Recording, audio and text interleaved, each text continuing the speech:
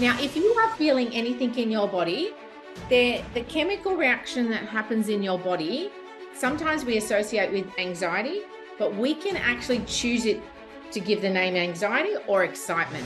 It's the same chemical reaction in our body. So I choose, there's excitement here for an opportunity. Your language is powerful and will set you up for success. So when I feel something inside me, I just go, you know what? It's excitement. I'm going to set myself up for success, and this is an opportunity. So can we imagine that we're all in bumper cars? Who knows what a bumper car is at, like a fair or the Easter show or wherever you are, you might have a showground. Today, we're just going to jump in our bumper cars and we're going to bump around a little bit, but we're going to have fun. And at the end of the day, we're just going to have a ride. We don't have to go anywhere on the bumper cars. We just have fun. Who's in for that with me? So my philosophy of coaching is, you got to turn the trauma into triumph. That's literally your mission. If you want to have a mission, it's to feel triumphant. But let me talk about it. So my philosophy is, I've given you all these different philosophies. Mine is that our responsibility is to recognize how worthy and enough we are without the doing of anything or the achievement of a goal.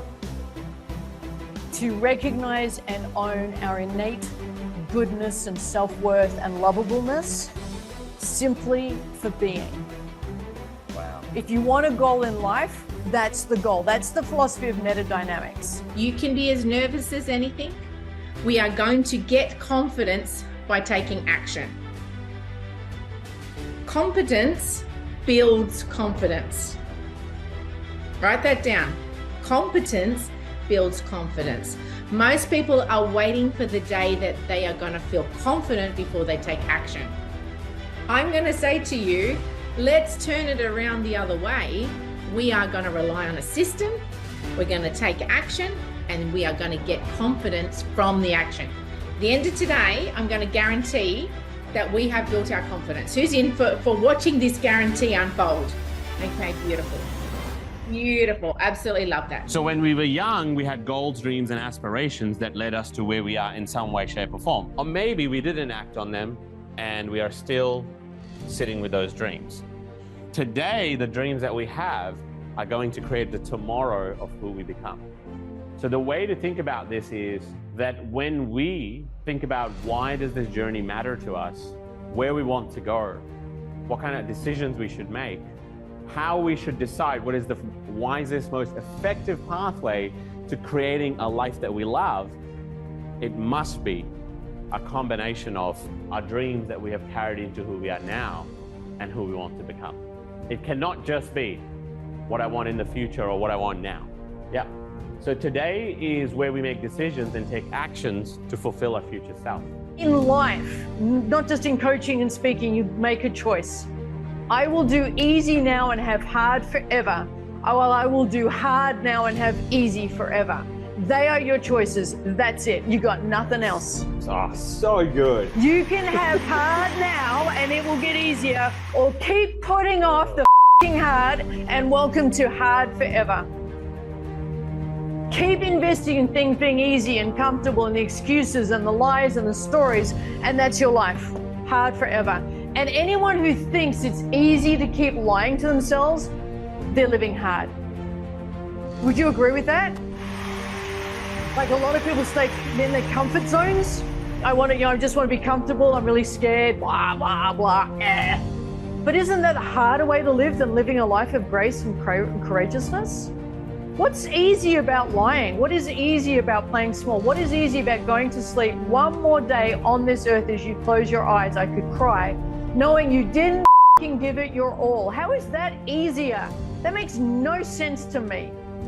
That makes no sense. And that's what people do every single day. I hope you're feeling me. So a lot of times when we speak to people, they're like, well, why would I do it now? How do you ask that question? Like, I'm asking you genuinely, why would anyone ever say, we've got this amazing opportunity for you to have your dream come true, and anyone would say, yeah, but why would I start now? I'm afraid. Are you kidding me? The urgency is meant to come from within you. Are you feeling me?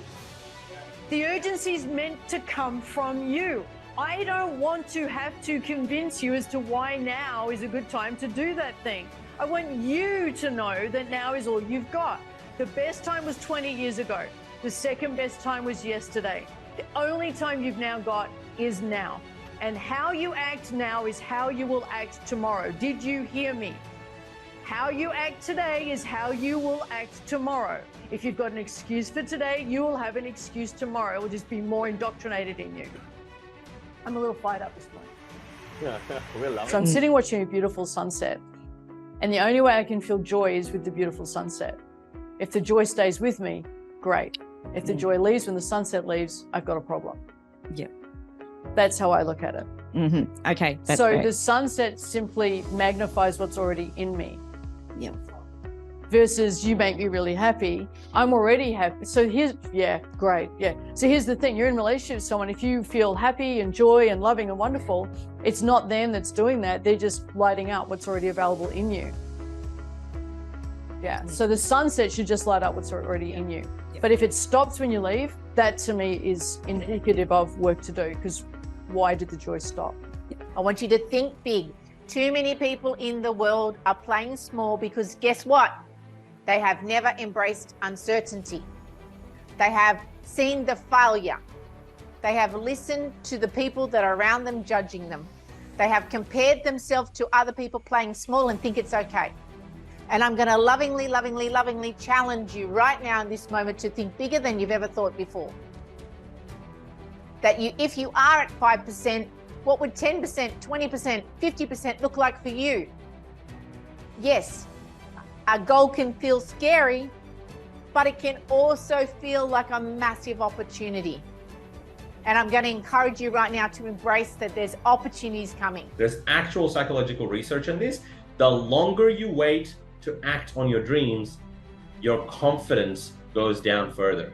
The longer you wait to act on your dreams, your confidence goes down further. The quicker you act on your dreams, the more you build your confidence. That's research. That's after studying athletes, sports people, executives. There's plenty of psychological research around this. So it's so important to embrace the journey and take action now in the direction of our dreams and committing to who we want to become, and then taking action, getting the right support. Because if we leave it for a year, 2, 3 years later, the confidence is going to be worse. It's wonderful if you can feel the self-trust in you. It's a really wonderful thing. If you're not yet feeling the self-trust, and maybe there's a little bit of, oh, I don't know if I can, I wonder if I could, I'm trying, I'll see how I go. If that's the narrative, it's okay. But allowing that narrative to define the decisions you take is dysfunctional. It's injustice to yourself, because rationally, you know where you want to go. Logically, you know what your dream is. And when we know deep inside that this is who we want to become, this is what a journey is, how we want to help other people, but then we buy into the narrative of the part of ourselves that feels, not is. Clear distinction. It's not inadequate, it feels inadequate. It feels inadequate, it is not inadequate. So listening to a part of us that feels like that, and allowing that to hold us, the rest of us back, is injustice to ourselves, our core. So what I bring to the coaching session all the time, and you'll see me do it when I'm on stage as well, all of you is welcome. All of you is welcome in this space. This space is for you. You don't need to edit or censor any part of you. Let's create some space now for the parts of you that feel unwelcome or defensive. Know that all of this has space here, heaps of capacity. This is for you. This is the divine space for you, however all of you or any of you shows up. So let's show up from the energy of our heart. Because the journey and the time to do this work will never be perfect. And to wait for the perfect time is to do nothing. And to live wholeheartedly and be here is not to be free of fear. So if it feels like that now this is a little bit challenging, it's okay to feel the fear. Because to live wholeheartedly is not to be free of fear, it is to work with it and beside it and live our life anyway. When we do it together, that's when we are growing. Now, if we don't have if we're not clear on our boundaries, needs, and emotions, we're not tapping into our self-esteem, we flounder, we look for external ways to help us feel filled up, because the self-esteem triad is designed to help us fulfill ourself and create meaningfulness in our lives. So when we are not paying attention to our boundaries, needs, and emotions, we then start to look for safe problems and things on the outside that will give us meaning. So avoidance comes in, and if you are finding yourself at any moment avoiding your own truth and doing things that don't make really sense, and you're thinking, well, why am I doing that? That's not really what I want. The chances are that you are not paying attention to your boundaries, needs, and emotions. But the good thing is, it doesn't have to be this way. Because the longer we leave it this way, we go into self-denial, self-criticism, self-compromise, self-sacrifice, and ultimately self-abandonment. Right now, the thing that we must focus on is really appreciating what happens when we don't pay attention to our needs, emotions, and boundaries. I believe there's this cultural lie, and it exists in families as well. We're being sold that we need to try to be someone that we're not to get the love and approval that we think we want. But what's the point of being approved of for being someone we're not? So we're going to be liked by some people for not being ourselves, and we're going to be liked by some people for being ourselves. We need to decide which one we want, because it's a lonely realization when we see that we're liked for living a lie. And I'm pretty sure the only pathway to joy when we connect with someone is when we know we're being liked for being ourselves. Feel the fear and do it anyway. We are all going to experience the fear. The fear will always be there. The fear is not going away, but it's about us building our capacity to lean in. So fear at any time can grow bigger and bigger and bigger the more we feed it. Ties in with what you focus on is what you get. You can focus on your fear, you can build your fear, the fear will be there. Or you can go in a different way and build that trust and realize, if you lean into the fear that I don't know how to do this yet. It's okay. I literally was coaching someone on this yesterday, thinking they didn't know how to do something, and it was to do with their finances. Their parents hadn't had a lot to do with finances and they didn't know. And I said, I was at the airport because I flew from Sydney. I was coaching. I do my best coaching at airports. I literally was like, if you had to jump on a plane and be the pilot and fly it right now in this moment, could you do it? They're like, no. I said, this is exactly the same with your finances. You're not understanding. You've got to learn this part. You don't have it within you. That's okay. You weren't taught it. So now it's learning, and it's giving ourselves permission that we don't have to know everything. More is coming. Learning is on the way. It's about say yes and figure out how. More comes once we say yes, because we then have the opportunities to be around and learn the skills. Most of the time we're assuming that we're not human, that we are like robots and should know everything. We are human. We don't have to know anything. That's perfectionism. We got rid of that, remember? Flick it off, flick it off, flick it off. We don't have to have it.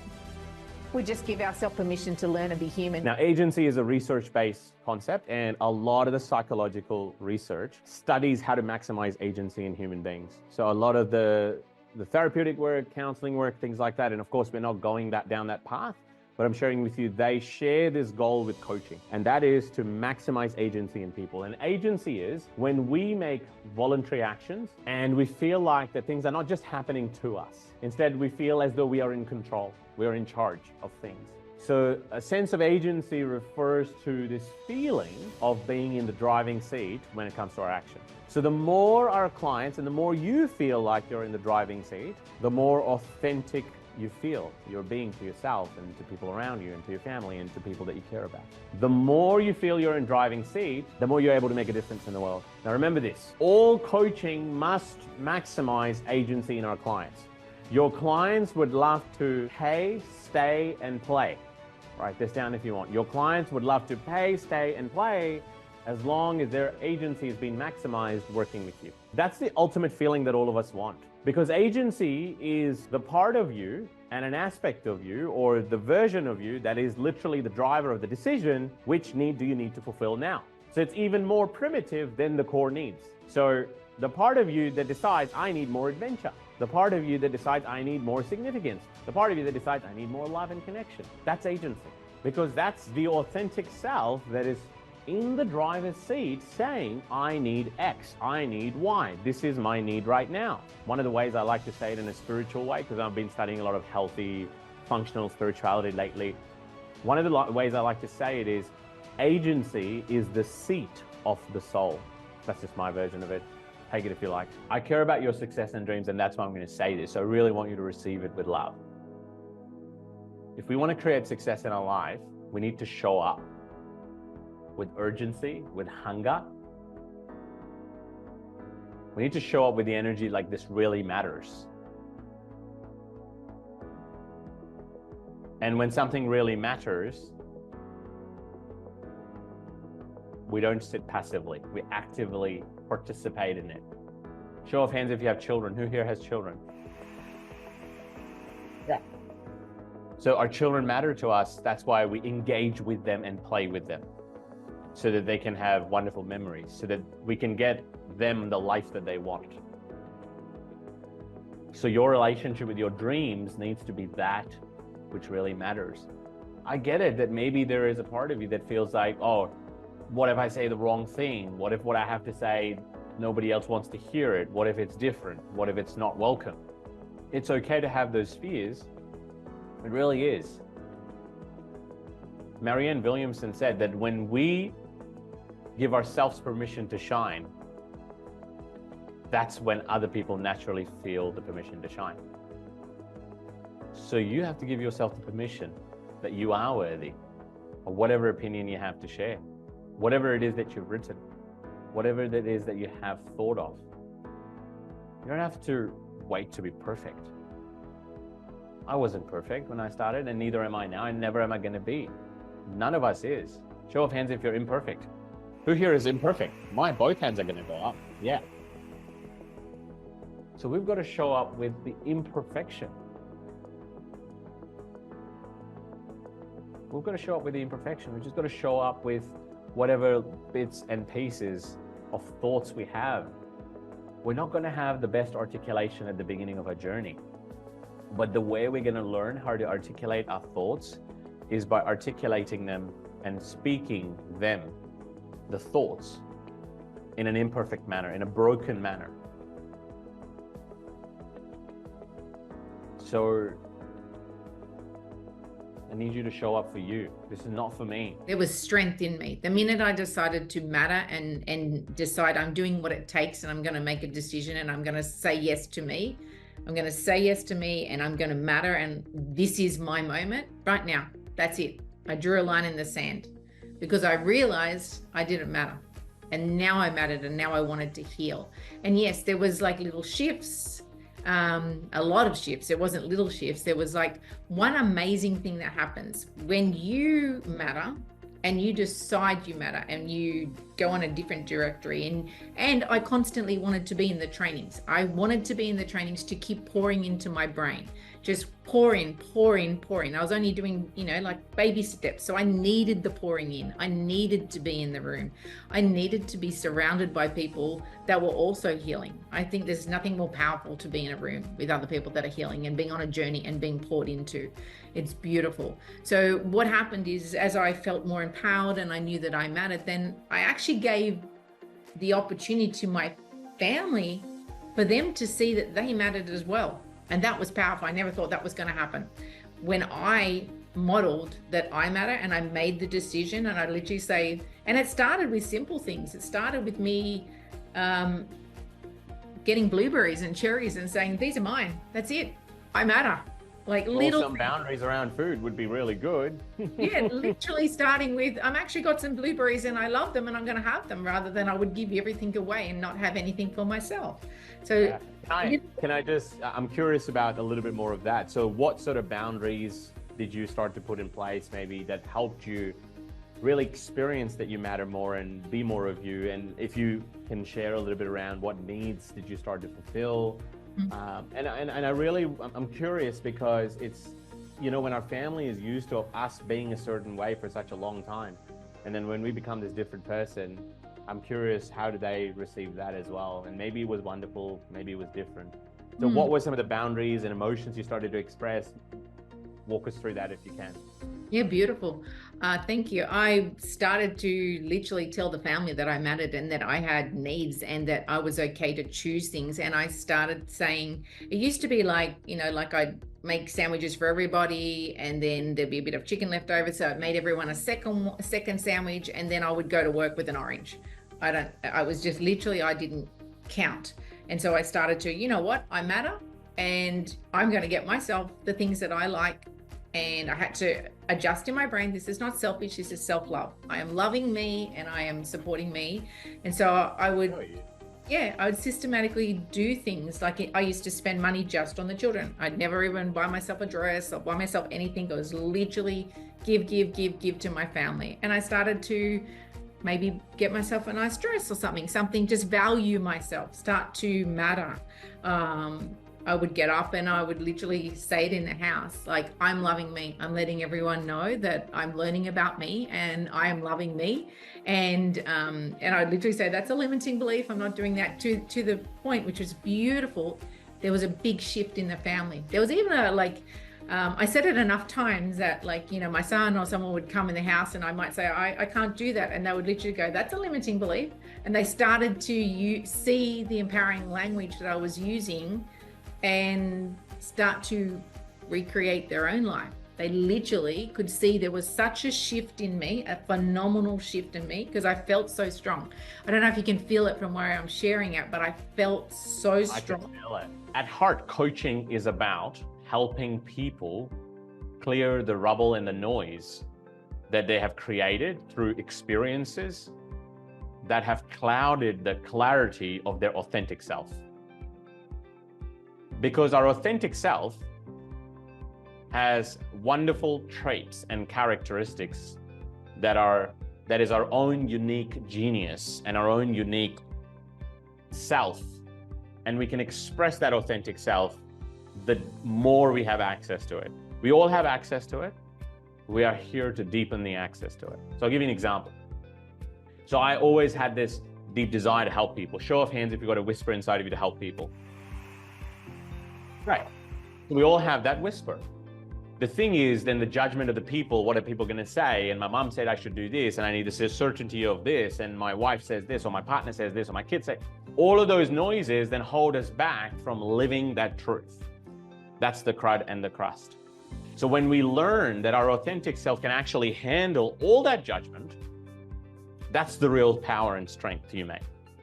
Strength is not just become more respectful or become more disciplined. All of that naturally starts to happen when we connect deeply with our core and we align ourselves with our own truth and we learn how to take action in alignment with that. So as a coach, that's what we're helping people with fundamentally. And that's why we want to make sure that everything that you learn is backed by research and evidence. That's why we tie in the neuroscience, the psychology, the positive psychology, the behavioral therapy work. We tie it all in to back it, still using coaching methodologies so that we don't overlap it with other work. Does that make sense? We don't overlap it with other modalities. We keep this coaching. This is still coaching. It's just supported with evidence that, yes, this is true. Like, this is how people function. Okay, well, people have these layers. There is the ego, there is the core. Okay, so how do we help them get access to core? And then we use coaching as a method to get them access to that core. Show of hands if you're loving this and really starting to see the truth of coaching. Yeah, I think it's really powerful. But I felt different as I connected with my clients. I felt different when I did my work. I felt emotionally like, okay, I've got me. I can feel this now. It's okay for me to feel joy, but it's okay for me to feel sadness. I'd never done sadness. I'd never done hurt. I'd never done anger. So I could never handle any form of discomfort of someone not liking me. So it used to be like, I used to feel that I had to be nice to everybody, and I didn't want anyone to ever not like anything that I did. So I literally, like, if someone was watching TV, and I didn't like it, I would just sit there and just watch something that I really didn't like. And music within the house, it was always everyone else's music. I really didn't even have an opportunity for me to know me or do anything that I liked. But I made changes, and I said, you know what, I'm part of this family. I'm not almost like, I used to be like the servant of the family. Like, one person was vegetarian, and one person was eating steak, and one person was something. And I'd make 3 or 4 different, like 3 breakfasts for everybody. Oh my God. When would you have time to make for yourself? Or you won't? I didn't make for myself. I just did for everybody else. Always doing for everybody else. And it's amazing. Like, as I did me, people. So when you stop doing that, Kat, like, you're not making breakfast for anyone anymore. You're actually demanding for the TV channel, and you're wanting to listen to your own music. And in essence, you stop doing the patterns that you learned from your tribe as you were doing the healing work. How was it received? It was amazing. It was actually amazing. I was really shocked. Here I thought, the people pleasing, don't do anything. I was like, I'm going to put the music on, and I'm going to start discovering me. And everyone was like, okay. And I was like, you know what? I'm going to cook my meal. And then other people would go, yeah, well, I'm cooking mine. I never really liked what you cooked anyway. And then they would. Thanks for letting me off the burden. Then they actually started becoming their own unique people. As I did me, it was empowering for them to be, for me to model. It's okay for me to do me. And I love you took that act. Yeah. Other friends noticed it. Other friends noticed how I was acting. People started saying I was changing, and I was like, yeah, I am changing. I'm loving me. I'm learning. I'm doing wonderful trainings, group coaching. I'm learning. I'm doing the work. And the work was hard, but the work was empowering because I was in rooms with other people doing it, and I could. What was hard about it for you? I had to sit with the pain. I had to sit with what I'd done to myself. I had to have realizations that I had self-abandoned, had self-abuse. I'd neglected myself. I'd neglected the beautiful little girl that needed love from me. That was painful to know. Okay, and also painful that, yeah, you're going to have to put up with some discomfort. You don't have to agree with everybody else in the world. It's okay for you to be a human being. That's literally what I had to learn. It's okay for me to be a human being. I wasn't going to waste time on that. I literally, once I understood it was time for me to be a human being, and it was my goal in life to do it, then I jumped in 2 feet, and I went like, I want to learn this. I want more of this, and I want to discover me, and I want to love me. And it started being, I want to love me. I want to love me. And it started fueling because it was energizing. It was energizing. I often say, like, I literally can tell everyone in the room, I love me. I love me. I love me. And I can say that to every single one. It's a fantasy to think that someone else who's created some level of success didn't have the problems that you have. Did you guys hear what I just said? It's a fantasy to think that someone else who has the success that you would like or you would love to create for yourself didn't have the problems that you had. The journey and the timing will never be perfect. And to wait for the perfect time is to do nothing. The only thing that I didn't do that some people end up doing and then regret later is wait and do nothing. That was the only thing I didn't do. Show of hands if you understand what that means. Like, that was the only thing I didn't do. I didn't wait and do nothing. I didn't know. I just said yes and figured out how. Like, Graham, I didn't know what to do differently. Once I said yes to my dreams, and once I started learning all these things and growing, and it took me a few years to heal. For me, first couple of years was about being in the room with Remi or being at the most advanced trainings, just working on myself. That's where I started for the first couple of years. But I was in the right room, at the right place, at the right time. And I made that happen by making a decision without having any clue of how it's going to work out. Because here's the thing, a humongously important principle, and this is the truth of our psychology. Our ego will try to talk us out of doing what it takes. It loathes the feeling of discomfort. Our ego loathes the feeling of discomfort. Yet, discomfort is the very thing that is required to learn and heal and grow. It's the very thing. So it wasn't so much that I responded differently, Graham. I think I responded poorly in many different ways. What I did do was I decided in the moment who I want to become. And it took me 1 or 2 or 3 or 4 years to become that person, but the decision was made in that moment. And that's what any successful professional coach does. We make the decision now so that we can become the person that we want to. Because the ultimate failure, are you guys ready for this? This is the punchline. The climax is coming. The ultimate failure is to try to please everyone else except for yourself. Thank you so much for watching that video. I trust you took massive value away. Click one of the videos here if you want to geek out some more with us. Also, if you're interested in becoming a coach and exploring that journey, click one of the links down here and come join us at the International Coaching Institute, and let's explore living your dream.